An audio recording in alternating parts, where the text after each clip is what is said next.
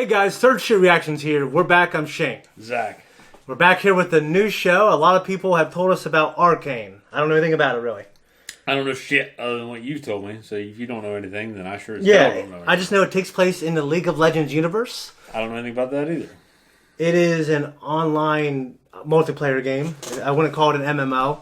I had a friend who played it, and he was pretty big into it. I don't really know anything about the world. I don't know if it's fantasy. I don't know if it's sci-fi. I really have no idea. This show takes place in that world. It's like a prequel. Okay, it helps nothing, but that's okay. Keep going. Yeah, this is like a prequel. All right. And I heard it was really good. And there's people who know nothing about the video game, and they say the show's good. And there's people asking us to react to it. I noticed. There's been one person in particular that's just been hammering us. I have no idea who that is, do you? I don't either. Isn't it the guy with the little Pikachu? Yeah. Yeah, okay. Well, it's fine. Yeah. I mean, I'm up for new shit because I get bored easily. So I'm hoping it's worth all of the effort that you've put into it, my friend.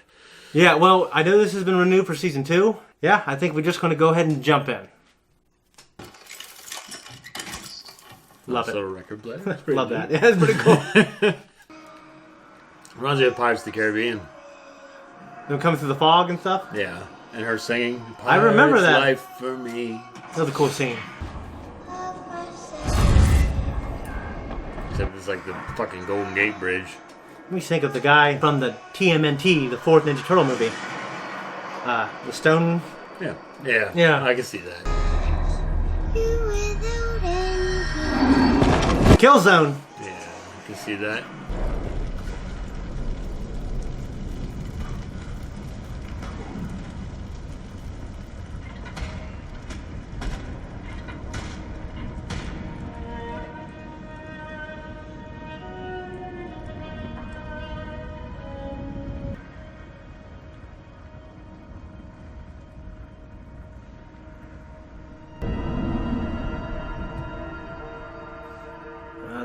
That sucks.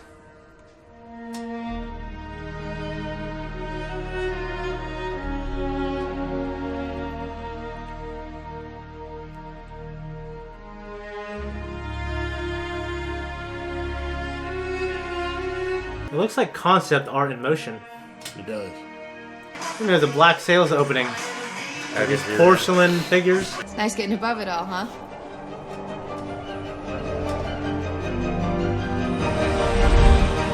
Steampunk, I guess. Kind of. Look, if we get caught, We're not gonna get caught. We'll be in and out before anyone notices. We're gonna get caught with that fucker laying Yeah, on pounding shit. around Jesus. and shit. That kid ain't gonna do that. No, he's not. Like an Uncharted video game, you're doing that, and then you have 68, 70-year-old Sully who's fat going around doing that too, like behind you. Yeah. I mean, he might be able to do it, but it's going to take him longer. I mean, he did his whole life, but yeah. Oh, he just jumped. walked there. Gotta stay out of sight for this one. He's like a shitty little Kevin Bacon. Who? Fucking the brunette kid. Shitty one, huh? Yeah, like a shitty little Kevin Bacon. Why is he shitty? I mean, he's little. He's a little Kevin Bacon. So there you go. He's a shitty little Kevin Bacon.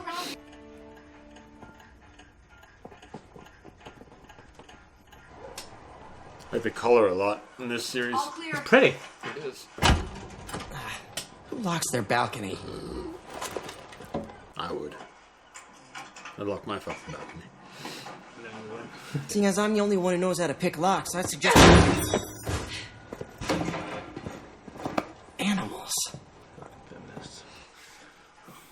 Alright, he's a fucking mouthy little shit. I don't like him. Fuck him.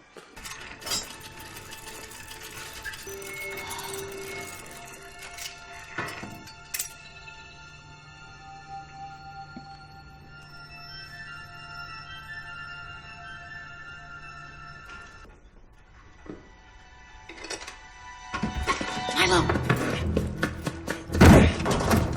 How do we gotta go? Little thieves.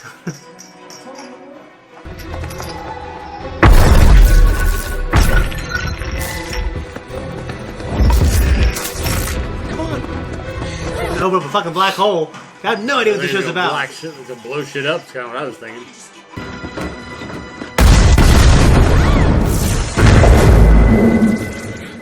Jesus.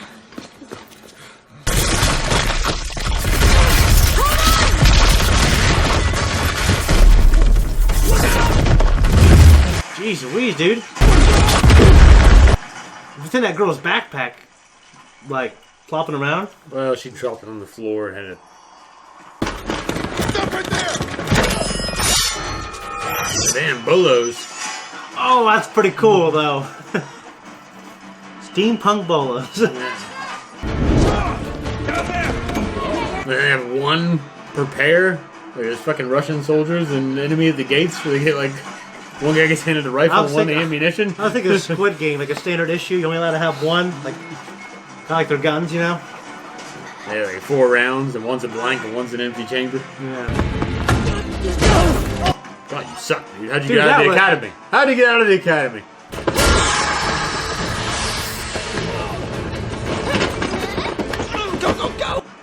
God, I thought Fatty was gonna fuck everything up. That last Trash compactor. nice haul. You could say that. Someone really kicked the nest, huh? Is that so? But now you're tracking this mess of yours through my streets. Your streets. What makes you think... We don't want any trouble, okay? Hear that, Deckard? They don't want any trouble. Deckard's the name from Later on, right? There's no reason this has to get ugly. How about you share a little taste of your treasure there? cocksucking leeches. Just a taste? Just... Ha!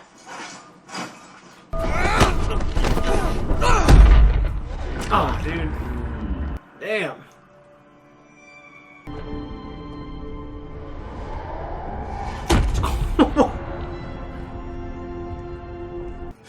Wait!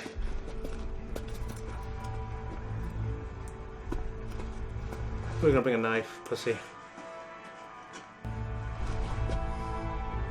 Want to see how that ends?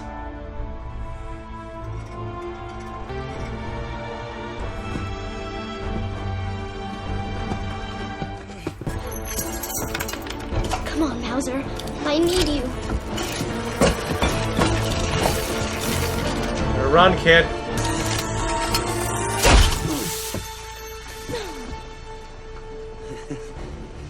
I thought nails and shit would have come out. That's probably what was supposed to have happened. Yeah.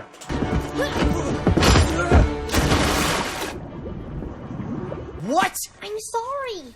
I tried to fight him off with Mauser, but she didn't work. Who saw that coming? We never should have gone over there. Welcome to the playground. What the hell is that? The Pokemon. Wait a minute. This isn't what we agreed on, so... Well, demand for your wares has dropped since we made our arrangements. This is the new value. I can't do that. I can't do that.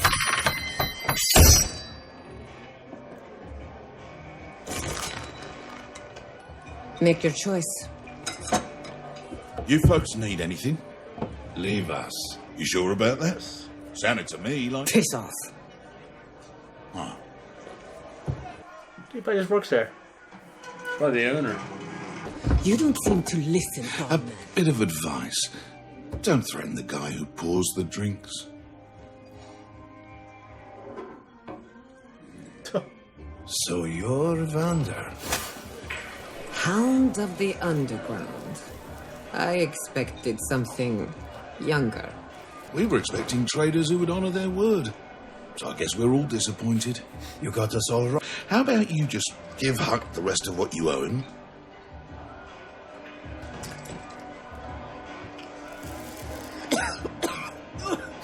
This is vile. You'll learn to love him. That voice sounds It does.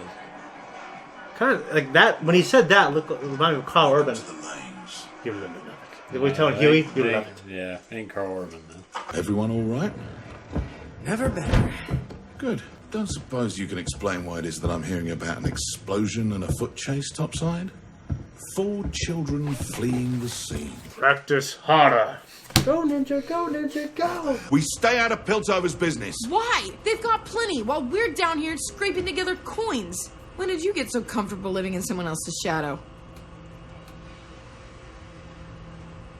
Everyone out. Those kids look up to you. Shadow. Yeah, I know. You know, but you don't know. When people look up to you, you don't get to be selfish. We lost it. All of it? Good. Nothing can tie you to what happened up there. We're gonna be fine, right? I'll take care of it. Biggest payout we've ever seen, and she just lost it. She made a mistake. Name one time she hasn't. She's young. Don't bullshit me. We're twice the person at half her age. You know what, Milo? You're right. There's a bunch of things Powder just can't do. You don't have to tell me twice. Like complain about everything. What? And brag nonstop. Okay, I see where this is going. Pick fights. So, there's a little bit of me and you. Fine. Bragging. Tell strangers on the street that we got a nice. How often do I brag? You're between the two of us. You're definitely the more. When was the last time I bragged? Ready? You do it all the time. It's just not as overstated as it used to be. How could they be so stupid? The younger folk think it's the right thing to do. Yeah, and Vi's one of them. They're growing up, Vander. Looking to write their own stories. You can't protect them forever. Someone was following them. Who? There's worse things than enforcers out there. Hey, so how'd you find that place anyway? This weirdo came into the shop, bought a whole bunch of stuff Benzo only keeps there for display. He paid in gold and didn't even haggle. I charged him double price.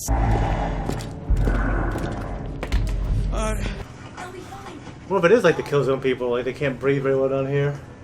The people are probably thinking the air is quality shit. These people live down there all the time. They don't give a fuck about them. Yeah, I was wondering if they maybe evolved in a way to where because you know. I was just finished Blade Runner 2049 today. Yeah, and I watched it last night. Harrison Ford is living in New Las Vegas where this dirty bomb went off, and he doesn't wear a breather. But Yeah. the people that show up to capture him wearing breathers. That's why he's like inside. Like, I thought he was just sheltered. They're wearing breathers inside. Yeah. You already knew that. I guess they blew up in the side of the building. Got a description? Yeah. It's exactly who you're picturing in that thick head of yours. You think my head is thick? Just past the average. Listen, you shady How son. about you go for a little walk, Marcus? She's in The Expanse. That voice. The voice sounds familiar. She sounds like the lady who plays in The Exorcism of Emily Rose. She goes on testimony. Is she a dark complected lady? Yeah. Yeah, probably. Those who did this will be dealt with. That workshop belonged to the Kermans. The council needs someone to make an example of. People need to feel safe. Yeah, topside people. We had a deal, Vander. Give me a name. We'll do things quiet. No one will know you were involved. I can't do that. I'm sorry, Grayson. But I can't offer up my own people. To change your mind, this will reach me. And only me. I'm not a fighter. You don't have to be. Look, I've got these. And you've got those. They never work.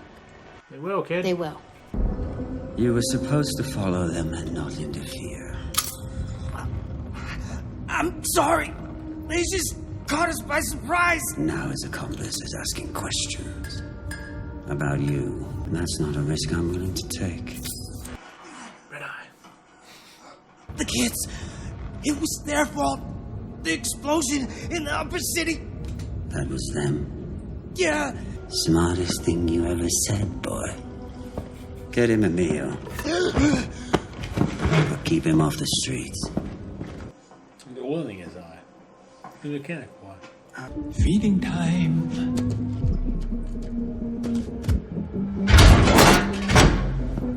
On the side effects. The mouse is going to eat him, maybe. That's kind of what I'm figuring.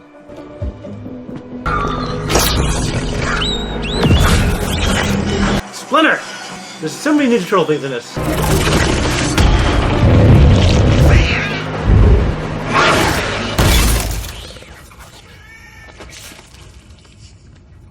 You have a subject in mind. Someone just volunteered. Kid. Yeah, man. That was a reaction. This is our discussion. I mean, I thought it was definitely engaging.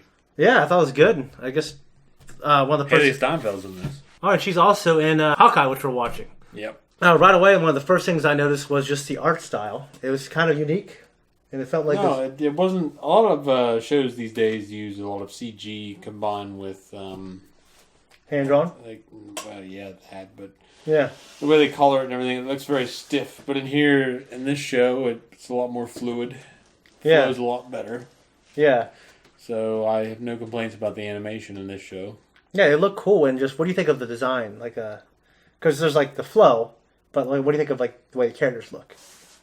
I think it works well. It's what I see in a lot of video games. It seems like it's something it's a trend right now. Okay, I really like the color and the steampunky world, and of course the upper class, lower class, top, bottom. That's always kind of a cool storyline. Seems a little bit Final Fantasy-ish, because Final Fantasy. Reminds me of Final Fantasy 9. All that, they do a steampunk look. Final Fantasy 9. So, and Final Fantasy always has that kind of I guess 7 fantasy meets 1914 look. Yeah, and they kind of carry that in a lot of their design work. And I guess 7 is steampunky too as well. 7's more like cyberpunk. What's the difference? Steampunky cyberpunk. Steampunk is like cyberpunk's like Blade Runner, I guess. Okay, is a good example. And steampunk is like like trains that are powered by steam, but there's technology and stuff like that. Okay, and just the goggles and all that other shit. Yeah, the two kids, Vi and Powder, remind me a lot of my own daughters and the dynamic between them. So I really felt for them. Of course, we have the name Deckard, which is Blade Runner fame, Harrison Ford's character. Yeah. And I mentioned Powder and how she's reacting to the situation and tossing things overboard, and she's panicking. It reminded me, for some reason, of Boromir and Aragorn and their reaction to how the hobbits. Well, because Boromir is more sympathetic. Yeah. He's like, "Come on, give them a moment, for pity's sake." Yeah. And Aragorn's like, "Nope, we gotta go." Yeah. By nightfall, these hills will be swarming with orcs. They're picking them up and stuff like that. Yeah, so it's Aragorn's being the leader, mm-hmm. and Boromir's being a more compassionate guy in spite of his flaws. He's like, "Hey, come on now, we just." Well, it's good to have both in your relationship too. What is they're basically children, like in almost every sense. They're not basically children. They just look like them to them. Oh, I know, but you have to take care of them. But they're common folk compared to them. They're both military men. Oh, in that, yeah, I guess that's the biggest example you can give is that those two live a life. Aragorn, he's a ranger. Mm-hmm. He's always in danger. Boromir, he's a soldier. He's leading these armies from Minas Tirith into battle against orcs and Sauron's armies. Mm-hmm. Right there at the gates of Mordor and Minas Morgul. So they're both hardened men to those environments, but they both have different, I guess you might say, dynamics to them. Different I wonder if like Boromir's maybe more compassionate because he's got a brother, maybe, and they have that kind of relationship. Maybe. Well, they're just two different men in two different aspects. I mean, it could be because Boromir might think of Faramir and how he is in that relationship, but I think Boromir has also exemplified the fact that he's a man at arms. And I know Tolkien actually described him as a man. Like he said that some men take comfort in having a wife and women in love and things, but Boromir is that guy that takes comfort in a life of arms and conflict. Okay. And so he's the guy that's out there leading his men from the front lines, and that example makes him more compassionate. Then, but he's more compassionate towards his men, and losing people. His whole thing for being there. You remember he's like talking to the Council of Elrond. Mm-hmm. He's like, "You can't do this. There's no way to win. We got to use this." He's desperate. Yeah, he's desperate for a way to beat Sauron and save his people. He's very compassionate for his people, and his compassion leads to his undoing because he thinks all the pressure's on him. Okay. From his dad and his people, etc. That's a rabbit hole, but that just reminded me of that because your perspective on it, So we had the kids, Claggor, Milo, Powder, and Vi. Yeah, and what I like about Vi, I mean, she's obviously in charge. When something goes wrong, it's her fault, but I think she's a great leader, and she was leading from the front. And that guy took out the knife. She went over there just awesomely confident and said, "See what's going to happen if you do that." Mm-hmm. And that little bitch brought a knife, so of course he couldn't even use it. But he's also a kid, so he's probably scared. And he obviously is working for the bad guys. So obviously there's more than one bad guy in this show. Yeah, there's so they're low class. Those guys are like the turncoats. Yeah. So but then again, there's never just one. There's never just two sides in life. I mean, you're making it sound. We make it sound like there's the rebels versus the Empire, this classic Star Wars dichotomy, whereas it's not.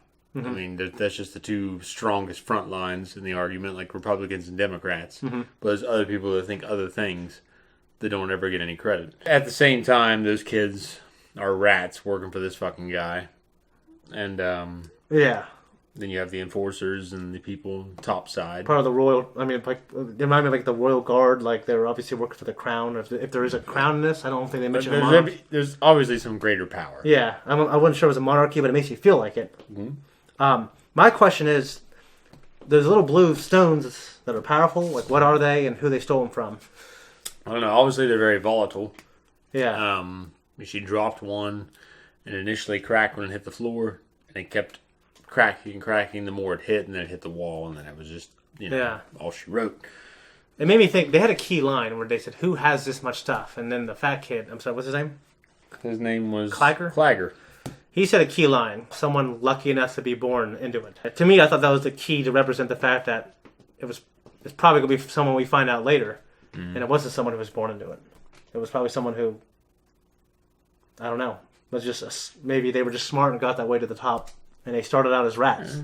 Maybe. I don't know. I would imagine they're probably people that just knew what they were doing, came from a line of people that knew what they were doing. They were put into good education, and they got good at what they did. In this kind of world, top side may be a lot different than the bottom side world.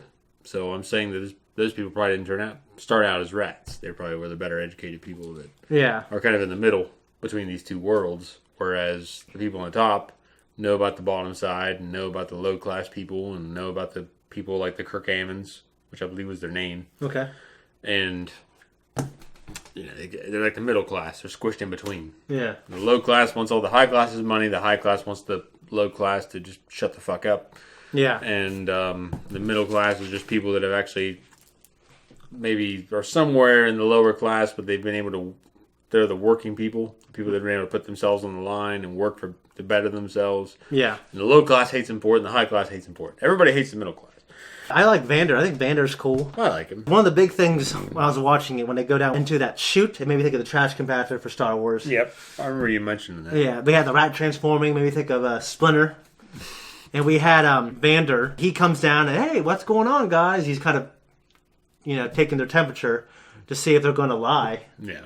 And the fact that the Ninja Turtles and the Secret Ooze, they did get caught. They were in the newspaper. Yeah. And then, of course, Vander did know because it's all over the underworld. Yeah. But Vander has dealings with topside, the enforcers, like the head enforcer lady. Mm-hmm. Who is from the Expanse. Yeah. When they had that moment where she wanted Vander to give up a name, yeah. Do you think, was there any part of you that thought that he might do it? No, because they're kids. Yeah, I don't think he will. The way they've represented him, he's kind of like the surrogate parent. Yeah. He's not going to give up those kids. I agree. If it was a person, he might be more inclined. I don't know. Mm-hmm. But the kids, no, definitely not.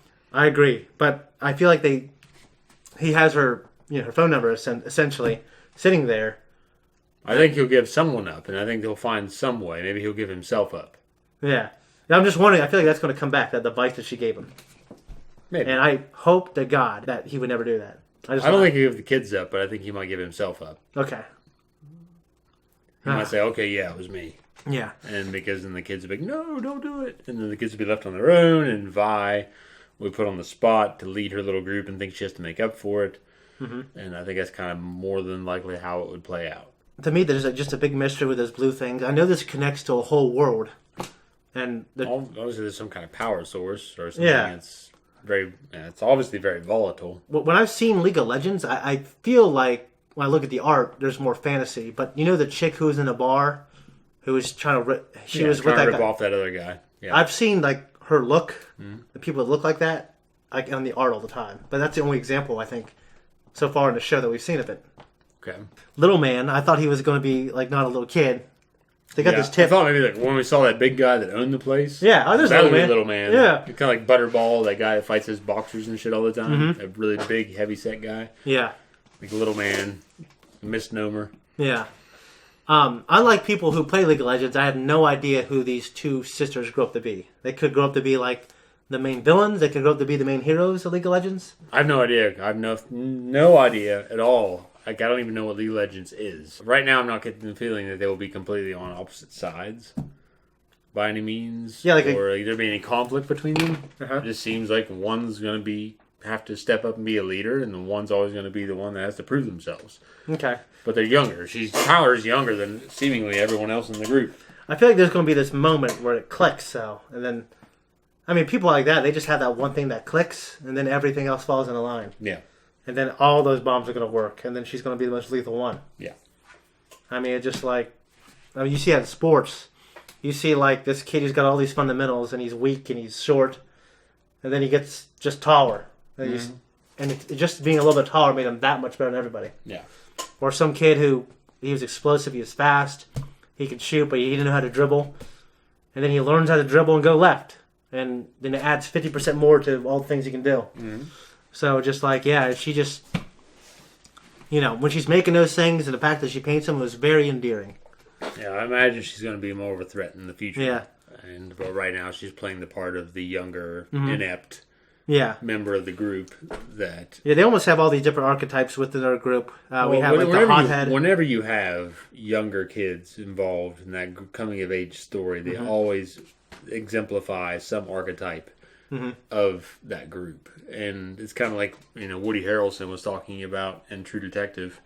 He's talking about different police detectives, how you always have that guy that's governed by his uncontrollable rage. The bully. Yeah, and like, you know, this I'm just a red guy with a big dick, you know. And they don't laugh. Yeah, but Rust was like the outsider. I thought it was good. Yeah. I have no complaints about this show at all. Yeah. And, you know, I usually am pretty picky with my entertainment, but this show really didn't disappoint in any way. Yeah, I see why people... It didn't like stand out to the point where like, I have to watch this again, but if I watched it again, I wouldn't have any complaints about it. I would watch it and I would enjoy it. It was enjoyable. Yeah. That's what I could say about it. It was enjoyable. What do you think about the shady villains that we saw at the end? They're shitty little fuckers that are taking advantage of the circumstances in the underworld. When I think of antagonists, I think of definitely like they are, to me... I don't think they're going to be top boss of the antagonists. They're no Palpatine. They're no Sauron. Oh, no, but I guess what I'm saying they're is... not Ozai. When I'm trying to put them, like, sort them into some kind of archetype. And we're kind of seeing it through kids. We see it from the point of view of that little kid strapped in a chair. Well, they're going to be the guys... They represent, like, a horrific... Well, I think they're going to be the guys that are causing most of the initial problems. Yeah. But the bigger problem of the series, the ultimate bad guy, is going to be the guys that are on the top side. Okay, yeah. I don't think these guys... Maybe this season, these guys might be the top boss. Yeah. But it's kind of like Krang versus Shredder threat. Yeah. Whereas Shredder wants to control the underworld and the money and his advancement. But Krang wants to fucking destroy the world and turn everyone into mutants and all this other shit. Yeah. Well, so that's how I see it. Maybe think of the first Earl in Viking Season 1. Yeah, Jarl. Like that's like the first boss, and then you got the whole world and all the other Viking nation, I mean all the other nations and all the other Vikings, and France, and then Russia. I'm looking forward to the next one for sure. So am I. I think this show has got a lot under its belt, and I think it has a lot of room to pick things up and take them forward. It's kind of like Game of Thrones scaled down a little bit. Yeah. It's got a lot of room for growth, but not in a bad way. Yeah, no, I agree. There you go.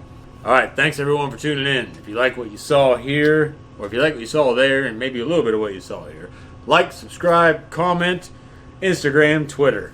Got all those. If you don't like it, you can say so. We don't mind seeing the negative comments. Fuck, he'll just delete them.